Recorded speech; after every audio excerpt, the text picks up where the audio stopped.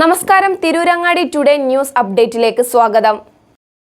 വീടിന്റെ മുറ്റം മനോഹരമാക്കാൻ തിരഞ്ഞെടുക്കുന്ന സ്റ്റോൺസ് ഏറ്റവും ക്വാളിറ്റിയുള്ളത് വേണം. ഏറ്റവും അഫോർഡബിൾ പ്രൈസിൽ ഏറ്റവും ബെസ്റ്റ് ഡെസ്റ്റിനേഷനിൽ നിന്നും.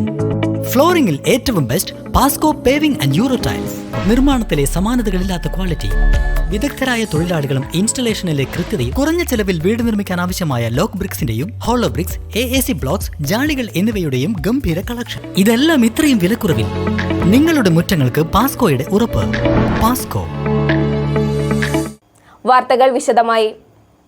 വയനാട് ഉരുൾപൊട്ടലിലെ ദുരിതബാധിതർക്ക് കൈത്താങ്ങായി വെട്ടം AHMLP സ്കൂൾ വിദ്യാർത്ഥികൾ. കാരുണ്യക്കുടുക്കയിലൂടെ സമാഹരിച്ച 3,400,000 രൂപ വിദ്യാർത്ഥികൾ മുഖ്യമന്ത്രിയുടെ ദുരിതാശ്വാസ നിധിയിലേക്ക് നൽകി. സ്കൂളിൽ നടന്ന ചടങ്ങിൽ കായിക, ഹജ്ജ്, വഖഫ്, റെയിൽവേ വകുപ്പ് മന്ത്രി V. അബ്ദുറഹ്മാൻ തുക ഏറ്റുവാങ്ങി. പ്രളയത്തിലും കോവിഡിലും ഇത്തരത്തിൽ സമാഹരിച്ച തുക മുഖ്യമന്ത്രിയുടെ ദുരിതാശ്വാസ നിധിയിലേക്ക് നൽകി മാതൃകയായ വിദ്യാലയത്തിൻ്റെ പ്രവർത്തനം അഭിനന്ദനാർഹമാണെന്ന് മന്ത്രി പറഞ്ഞു. കുട്ടികൾ ഐസ്, മിഠായി എന്നിവ വാങ്ങി ചെലവഴിച്ച് കളയുന്ന ചില്ലറത്തുട്ടുകൾ നിക്ഷേപിക്കാനുള്ളതാണ് സ്കൂളിലെ കാരുണ്യക്കുടുക്ക. കുട്ടികൾക്കൊപ്പം അധ്യാപകരും കാരുണ്യക്കുടുക്കയിൽ പണം നിക്ഷേപിക്കാറുണ്ട്. നല്ല ആരോഗ്യശീലങ്ങൾ വളർത്തുന്നതോടൊപ്പം കുട്ടികളെ ജീവകാരുണ്യ പ്രവർത്തനങ്ങൾ കൂടി പങ്കാളികളാക്കുക എന്നതാണ് ഇതിൻ്റെ ലക്ഷ്യം.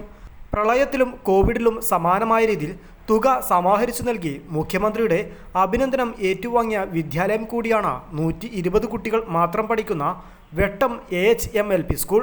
PTA പ്രസിഡന്റ് PP ഇസ്മായിൽ അധ്യക്ഷത വഹിച്ചു.